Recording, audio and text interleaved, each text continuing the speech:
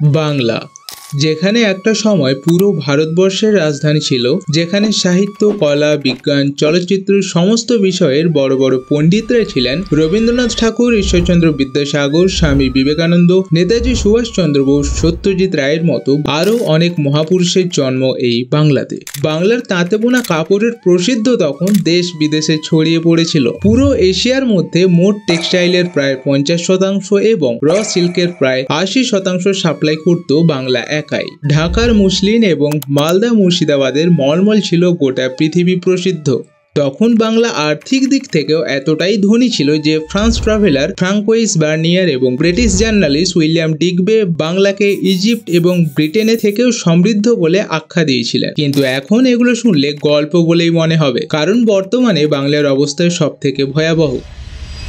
ডেপ্ট two GDP রেশিওতে West Bengal 4 নম্বরে রয়েছে। ভারতের মধ্যে সব থেকে বেশি ভিখারি রয়েছে এই বাংলায়। বাল্য বিবাহের দিক থেকেও এই বাংলা আজ এগিয়ে। হায়ার সেকেন্ডারি এবং সেকেন্ডারি শিক্ষা ব্যবস্থার হাল এতটাই খারাপ যে এডুকেশনে ওয়েস্ট বেঙ্গল সব থেকে নিচে রয়েছে। যেখানে একটা সময় প্রচুর কারখানা ছিল, সব থেকে বেশি ব্যবসা বাণিজ্য হতো, সেখানে আজ কোনো কোম্পানি যেতে চাইছে না।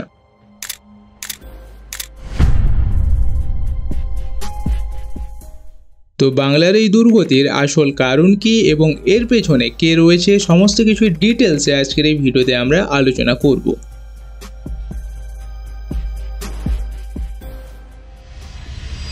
1757 সালে পলাশীর যুদ্ধ এবং 1764 সালে বক্সারের যুদ্ধের পর বাংলা তথা পুরো ভারতবর্ষের ক্ষমতা চলে আসে ইংরেজদের হাতে। তারপর থেকে ইংরেজরা মনের মতো করে ভারতবর্ষকে লুটতে শুরু করে। এখানকার হাই কোয়ালিটি সিল্ক এবং টেক্সটাইলকে নিজের দেশে নিয়ে গিয়ে কাপড় বানিয়ে সেটার দাম বহুগুণ বাড়িয়ে সেটাকেই আবার বাংলার মানুষকে বিক্রি করত। এর ফলস্বরূপ বাংলার অর্থনীতিতে ধস নামে এবং স্থানীয় ব্যবসার ক্ষতি হয়।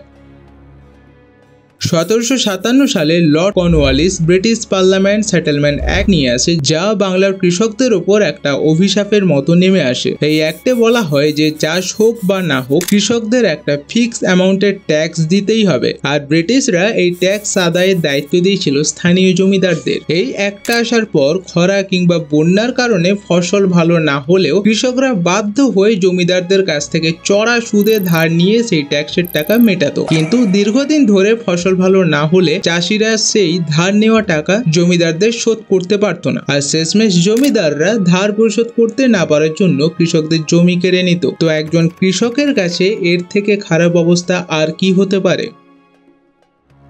1768 থেকে 1769 সালের মধ্যে ভয়াবহ খরা হয়, যার ফলে চাষবাস এমনিতেই ভালো হচ্ছিল না। এর ওপর আবার স্মল পক্সের মহামারী দেখা দেয়, যার ফলে 1770 সালে গোটা বাংলায় দুর্ভিক্ষ নেমে আসে এবং প্রায় 1 কোটি মানুষ মারা যায়। কিন্তু এই দুর্ভিক্ষের সময়েও ব্রিটিশ ইস্ট ইন্ডিয়া কোম্পানি তাদের আর্মিদের জন্য অনেক চাল জমা করতে শুরু করে। আর এই একই রকম ঘটনা ঘটে 1943 সালে, যখন দ্বিতীয় বিশ্বযুদ্ধ চলছিল। এই সময়েও ব্রিটিশরা বাংলার মানুষের মুখের খাবার কেড়ে নিয়ে তাদের আর্মিদের জন্য খাবার মজুত করে রাখত। প্রায় প্রতিদিন 1500 টন খাদ্যশস্য আর্মিকে সাপ্লাই করা হতো এই বাংলা থেকে। আর এদিকে বাংলার প্রায় 30 লক্ষ মানুষ না খেতে পেয়ে মারা যায়।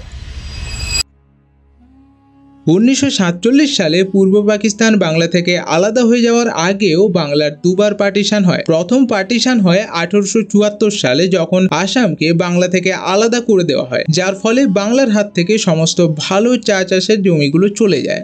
দ্বিতীয় পার্টিশন হয় 1912 সালে, যখন বিহার, উড়িষ্যা এবং বাংলাকে আলাদা করে দেওয়া হয়। এই পার্টিশনের পর বাংলার হাত থেকে খনিজ সম্পদের যে খাদানগুলো ছিল সেগুলো চলে যায়। আর শেষমেশ 1947 সালে বাংলা এবং পূর্ব পাকিস্তানকে আলাদা করে দেওয়া হয়, যার ফলে পাট চাষের ক্ষেতগুলো পূর্ব পাকিস্তানের ভাগে চলে আসে, কিন্তু কারখানাগুলো পশ্চিমবঙ্গেই থেকে যায়। মেনলি হাওড়া, হুগলি, 24 পরগনা এই এলাকাগুলোতে কারখানাগুলো ছিল। আর এই কারখানাগুলোকে চালিয়ে রাখার জন্য পূর্ব পাকিস্তান থেকে পাট নিয়ে আসা হতো। কিন্তু এই সময়ে পূর্ব পাকিস্তান কি করলো, পাট রপ্তানির ওপর চড়া ট্যাক্স লাগিয়ে দিল, যার পর কাঁচামালের অভাবে পশ্চিমবঙ্গের বেশিরভাগ জুট মিল বন্ধ হয়ে যায়।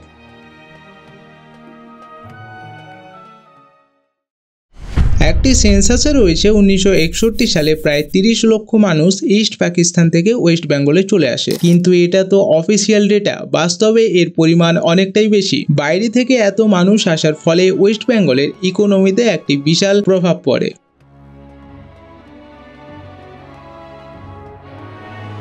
1965 থেকে 1977 এই টাইমলাইনের মধ্যে তিনটে ঘটনা ঘটে। প্রথমত ইন্দো পাক ওয়ার, যা ঘটেছিল 1965 এবং 1971 সালে। এই যুদ্ধগুলোর ফলে ইন্ডিয়ান গভর্নমেন্ট রেলওয়ে সেক্টরে ইনভেস্টমেন্ট অনেকটাই কমিয়ে দেয়, যার সব থেকে খারাপ প্রভাব পড়েছিল এই ওয়েস্ট বেঙ্গলে। সেই সময় বাংলা যেমন জুট শিল্পের উপর নির্ভর ছিল, তেমনই 1961 থেকে 1975 মধ্যে ইঞ্জিনিয়ারিং ইন্ডাস্ট্রিতেও অনেক মানুষ কাজ করত। তো কেন্দ্রীয় সরকার ইন্ডিয়ান রেলওয়ে সেক্টরে যত বেশি ইনভেস্টমেন্ট করবে, রেলওয়ে ডেভেলপমেন্ট তত বেশি হবে। ফলে বগি তৈরি থেকে শুরু করে ট্র্যাক বিছানো, বিভিন্ন ইলেকট্রিক্যাল যন্ত্রাংশ ফিটিংস, এইসব কাজের জন্য অনেক ইঞ্জিনিয়ারদের লাগতো। আর সেই সময় বাংলাতে যেহেতু সব থেকে বেশি ইঞ্জিনিয়ার ছিল, তাই তাদের কাছে কাজের জন্য একটা অনেক বড় সুযোগ ছিল। কিন্তু রেলওয়ের ওপর ইনভেস্টমেন্ট কমে যাওয়ার ফলে ওয়েস্ট বেঙ্গলেও ইঞ্জিনিয়ারিং ইন্ডাস্ট্রি বসে যায়। দ্বিতীয় যে ঘটনাটা ঘটে সেটা হলো রাজনৈতিক পরিবর্তন। 1970 সালের ইলেকশনে সিপিআইএম বাংলার ক্ষমতায় আসে। এখানে দেখুন 1967 থেকে 1970 মধ্যে ইন্ডাস্ট্রি এবং কর্মী দুটোই কমে যায়। কিন্তু প্রশ্নটা হচ্ছে, এমন কি হলো যে সিপিআইএম বাংলার ক্ষমতায় আসার পর বাংলার ইন্ডাস্ট্রিতে ডাউনফল আসে?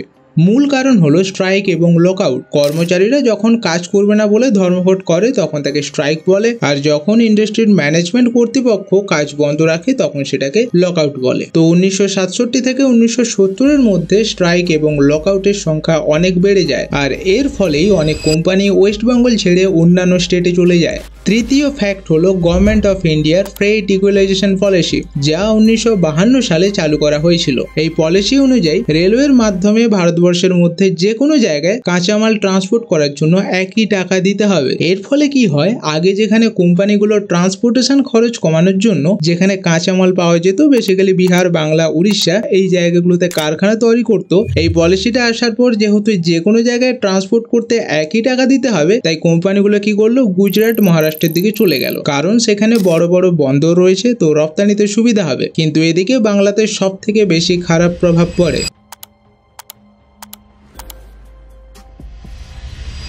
এরপর 1977 থেকে 1991 সাল পর্যন্ত বাংলায় সিপিআইএম ক্ষমতায় ছিল। এই সময়ের মধ্যে মেনলি দুটো ফ্যাক্টর ছিল যার জন্য পশ্চিমবঙ্গ অন্যান্য রাজ্যের থেকে অনেকটাই পিছিয়ে ছিল। প্রথমত focus on small scale industry. 1978 সালে ইন্ডাস্ট্রিয়াল পলিসিতে অনেক চেঞ্জ নিয়ে আসা হয়। আসলে বাম সরকার সবসময় লেবারদের পক্ষে ছিল, তাই তারা সবসময় বড় বড় কোম্পানিকে দমিয়ে রাখার চেষ্টা করত, আর বড় কোম্পানির বদলে ছোট কোম্পানির উপর ফোকাস করত। দ্বিতীয় প্রবলেম হলো স্ট্রাইক এবং লকআউট। এখনো পর্যন্ত ওয়েস্ট বেঙ্গলে স্ট্রাইক এবং লকআউটের ব্যাপারটা কমন ছিল। পরিবর্তনটা শুধু এখানেই হয়েছে, আগে যেখানে কর্মীরা নানান কারণে স্ট্রাইক করতো, সেই স্ট্রাইকের পরিমাণ কমে যায়, কিন্তু এবার কোম্পানির কর্তৃপক্ষই নানান কারণে কারখানা বন্ধ করতে শুরু করে, যার ফলে 1977 থেকে 1991 মধ্যে স্ট্রাইকের পরিমাণ কমে যায় কিন্তু লকআউটের পরিমাণ বেড়ে যায়। আর এই সময়সীমার মধ্যে ওয়েস্ট বেঙ্গল শিল্পের দিকে তেমন একটা উন্নত হতে পারেনি। একটি রিপোর্টে রয়েছে যে ছোট কোম্পানিগুলো রোজগার বেশি মানুষকে দিচ্ছিল, কিন্তু আফটার সেল সার্ভিস এবং লো কোয়ালিটি প্রোডাক্ট হওয়ার জন্য তার ন্যাশনাল লেভেলে উঠতে পারছিল না। তাই বাম সরকার আবার বড় শিল্পের উপর ফোকাস করতে শুরু করে এবং 1992 সালে গভর্নমেন্ট অফ ইন্ডিয়াও ফ্রেট ইকুয়ালাইজেশন পলিসি উঠিয়ে নেয়, আর 1994 সালে পশ্চিমবঙ্গে শিল্প বন্ধু চালু করা হয়, যার মাধ্যমে বড় বড় কোম্পানিগুলোকে ইজিলি পারমিশন দেওয়া হয় এবং ট্যাক্সের কনসেশনও করা হয়। এই সুবিধাটা পাওয়ার পর বাইরের কয়েকটা কোম্পানি ওয়েস্ট বেঙ্গলে আসতে থাকে, কিন্তু খারাপ ইনফ্রাস্ট্রাকচার এবং লো স্কিল ওয়ার্কারদের জন্য ওয়েস্ট বেঙ্গল এখনো অন্যান্য রাজ্যের থেকে অনেকটাই পিছিয়ে। এরপর 2008 সালে যখন রতন টাটা স্যার হুগলির সিঙ্গুরে ন্যানো ফ্যাক্টরি তৈরি করার জন্য গিয়েছিলেন, তখন অপোজিশন পার্টির লিডার মমতা ব্যানার্জি একটি বিশাল প্রোটেস্ট করে, আর এর এক বছর পর বাধ্য হয়ে টাটা কোম্পানি ওয়েস্ট বেঙ্গল ছেড়ে গুজরাটে চলে যায়। 2011 সালে টিএমসি, তৃণমূল কংগ্রেস পার্টি, কংগ্রেস এবং এসইউসিআই এর সহযোগিতায় বাংলার ক্ষমতায় আসে। কিন্তু মজার বিষয় হলো পার্টির মেন মাথা চেঞ্জ হলেও গ্রাউন্ড লেভেলের যে নেতা নেত্রীরা তারা কিন্তু অনেকেই একই থেকে গেছে, যার ফলে সিপিআইএম এর সময় যে প্রবলেমগুলো ছিল তার বেশিরভাগটাই চেঞ্জ হয়নি। এখন পরিস্থিতি এতটাই খারাপ যে কলকাতা একটা ডিসেন্ট জব দেওয়ার ক্ষেত্রেও সব থেকে লাস্ট পজিশনে রয়েছে। এর পাশাপাশি বেঙ্গলে politics, crime, corruption, communal violence তো রয়েছেই।